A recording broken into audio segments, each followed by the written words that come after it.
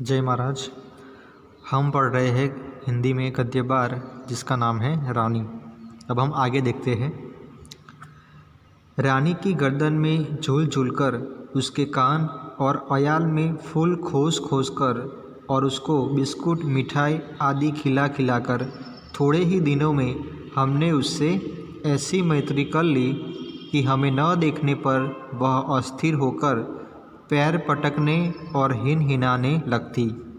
तो यहाँ पर महादेवी वर्मा उनके संस्मरण लिखती है। उसमें से रानी जो घोड़ी है उसके गर्दन में झूल झूल कर उसके कान और अयाल यानी कि उनके जो घोड़े पर जो होते हैं गर्दन के बाल, उसको लगाम के उपयोग में आते हैं। तो वहाँ पर उन्होंने फूल खोस कर मिठाई आदि खिलाकर एक तरीके से उनके साथ मित्रता कर ली। और ऐसी मित्रता कि जब वो न दिखती तो वह पैर पटकती और हिनहिनाने लगती। फिर हमारी घुड़सवारी का कार्यक्रम आरंभ हुआ। मेरे और बहन के लिए सामान्य छोटी पर सुंदर जीन खरीदी गई। यहाँ पर एक शब्द है। तो जीन शब्द का अर्थ होता है कि घोड़े की पीठ पर रखी जाने वाली गद्दी, जिसे कहते हैं जीन। जीन का मतलब है घोड़े के पीठ पर रखी जाने वाली गद्दी, यानी कि कपड़ा की जिसको बैठकर सवारी करते हैं। भाई के लिए चमड़े की घेरे वाली ऐसी जीन बनाई जिससे संतुलन खोने पर भी गिरने का भय नहीं था। बाहर के चबूतरे पर खड़े होकर हम बारी बारी से रानी पर आरूढ़ होते और छुट्टन साथ दौड़ता हुआ हमें घुमाता। तो आगे यहाँ पर हम देखते हैं कि यहाँ से उनकी घुड़सवारी का आरंभ हुआ कार्यक्रम, और वहाँ बारी बारी से वह उन पर आरूढ़ होते, सवार होते, और जो छुट्टन यानी कि छुट्टन नाम का एक साइस रखा था घोड़े की देखभाल के लिए, वह उनको ले जाता और घुमाता।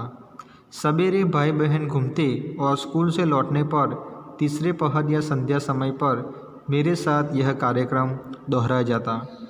ऐसी सवारी से हमारी विद्रोही प्रकृति कैसे संतुष्ट हो सकती थी। अस्तबल में रानी की गर्दन में झूलकर तथा स्टूल के सहारे उसकी पीठ पर चढ़कर भी हमें संतोष न होता था। तो थोड़ी सवारी से उनको संतोष नहीं था, उनको तो बहुत ही लंबे समय तक सवारी करनी थी, तो इसलिए उनको संतोष नहीं मिला और उनकी इच्छा थी कि हम घोड़ी को लेकर कहीं लंबी सफ़र पर घूमने के लिए चले जाएं। अंत में एक छुट्टी के दिन दोपहर में सबके सो जाने पर हम रानी को खोलकर बाहर ले आए और चबूतरे पर खड़े होकर उसकी नंगी पीठ पर सवारी करके बारी बारी से अपनी अधूरी शिक्षा की पूरी परीक्षा लेने लगे। यानी कि अब तो वो अकेले ही उनको छोड़कर रानी को लेकर वो बाहर गए और बारी बारी से अपनी शिक्षा जो घुड़सवारी है वो खुद ही करने लगे। यह स्वाभाविक ही था। ताज रानी हमारी अराजक प्रवृत्ति यानी कि अव्यवस्था प्रवृत्ति से प्रभावित हो जाती। वास्तव में बालकों में चेतना के विभिन्न स्तर का बोध न होकर सामान्य चेतना का ही बोध रहता है। अतः उनके लिए पशु पक्षी वनस्पति सब एक परिवार के हो जाते हैं। तो जैसे कि रानी जो है वह उनकी एक घर की सदस्य है, एक परिवार की सदस्य है, इस तरीके से वह अपना एक मित्र की तरह उनको मानते हैं। निक्की रानी की पूंछ से झूलने लगता था। रोज़ी इच्छा अनुसार उसकी गर्दन पर उछल कर चढ़ती और नीचे कूदती थी, और हम सब उसकी पीठ पर ऐसे गर्व से बैठते मानो मयूर सिंहासन पर आसीन हो।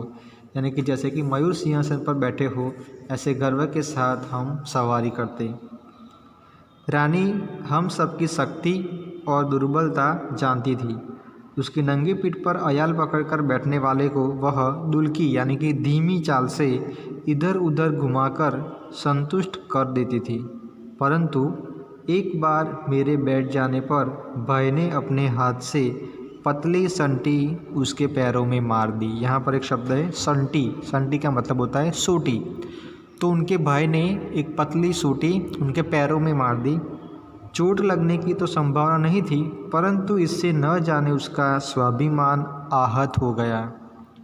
यानी कि रानी को बहुत बुरा लगा, उसका स्वाभिमान घायल हो गया और कोई दुखद स्मृति उस पर उभर आई वह ऐसे वेग से भागी मानो सड़क, पेड़, नदी, नाले सब उसे पकड़ बांध रखने का संकल्प किए हो, यानी कि बहुत तेज वो भाग रही थी। कुछ दूर मैंने अपने आप को उस उड़न खटोले पर संभाला, परंतु गिरना तो निश्चित था।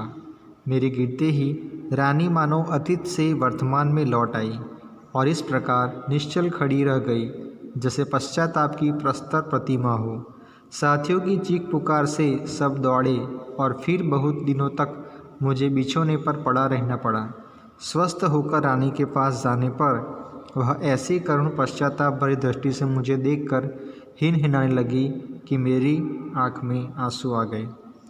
तो इस तरीके से यहाँ पर हम देखते हैं कि महादेवी वर्मा जो बचपन में उन्हें अपनी मनमानी भारी पड़ी, एक दिन वह रानी के नंगी पीठ पर बैठकर घूमने के लिए जाती है, लेकिन उसके भाई ने एक पतली संटी मारी जिसके कारण वह दुखी हुई और वो तेज़ भागने लगी।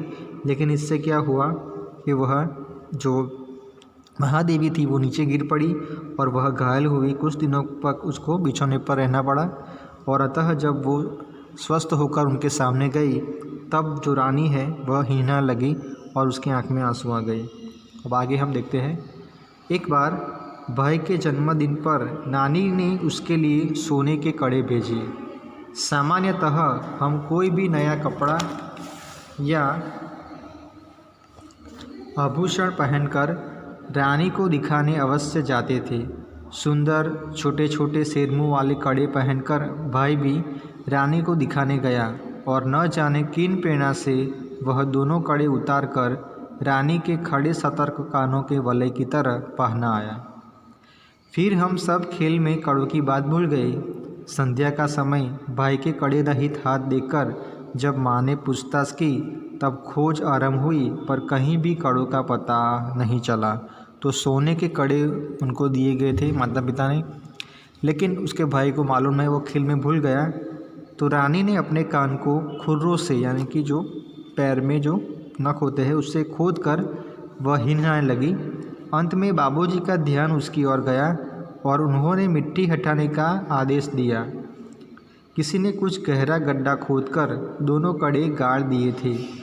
दंड तो किसी को नहीं मिला, परंतु रानी सारे घर के हृदय में स्थान पा गई। तो यहाँ पर दूसरा प्रसंग आता है, सोने के कड़े और रानी।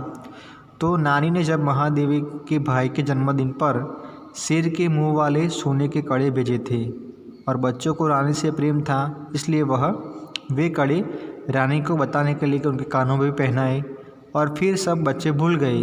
जब शाम के समय पता चला कि कड़े तो वहाँ पर नहीं है, कड़ों का पता नहीं चला, एकाएक बाबूजी का ध्यान रानी की ओर जाता है और वो कहाँ पर वो अपने कान के खुरों से वो खोदती है, हिनहिनाती रहती है। तब बाबूजी ने वहाँ से मिट्टी हटाने का आदेश दिया और वहाँ से कड़े मिल जाने पर सब लोग रानी के प्रति अपना प्रेम प्रकट किया और सबको बहुत ही खुशी मिली। यहाँ हम तीसरा प्रसंग देते हैं। एक घटना अपनी विचित्रता में स्मरणीय है। एक सवेरे उठने पर हमने रानी के पास एक छोटे से घोड़े के बच्चे को देखा। यह कहाँ था कह कहकर हमने रामा को इतना थका दिया कि उसने निरुपाय घोषणा की कि वह नया जीव रानी के पेट में दाना चारा खाकर सो रहा था। भाई ने उत्साह से पूछा, और भी है? और रामा ने स्वीकृति में सिर हिलाया। तो एक दिन की बात है कि जब रानी ने एक बच्चे को जन्म दिया, उसको पता नहीं था वो कहाँ से आया। तब उसके नौकर रामा ने क्या कहा कि वह उसके पेट में था और वो बाहर आया है। तब पूछने पर और भी होगी, तब उन्होंने कहा हाँ हो सकते हैं। अब तो हम विस्मित यानी कि आश्चर्य थे और क्रोधित भी, गुस्सा भी था। ये छोटे जीव कोई काम धाम नहीं करते और हमको पीठ पर बैठाकर दौड़ने वाली रानी का दाना चारा स्वयं खाकर उसके पेट में लेटे रहते हैं। रामा ने कहा था कि ये जीव छोटा कहाँ था, तो रानी के पेट में था। तो उनके प्रति उनको गुस्सा आया कि वह कुछ काम धाम तो करते नहीं और दाना चारा स्वयं खाकर उसके पेट में लेटे रहते हैं। भाई ने कहा, रानी का पेट चीरकर हम कम से कम एक और बच्चा घोड़ा निकाल ले, तब बच्चे घोड़ों पर वे छोटी बहन भाई बैठेंगे और रानी मेरी सेवा में रहेंगे। प्रस्ताव मुझे भी उचित जान पड़ा, पर जब एक दोपहर को वह कहीं से साग काटने का चाकू ले आया तब मेरे साहस ने जवाब दे दिया। एक और भी समस्या की ओर हमारा ध्यान गया, आखिर हम रानी का पेट सिएंगे कैसे।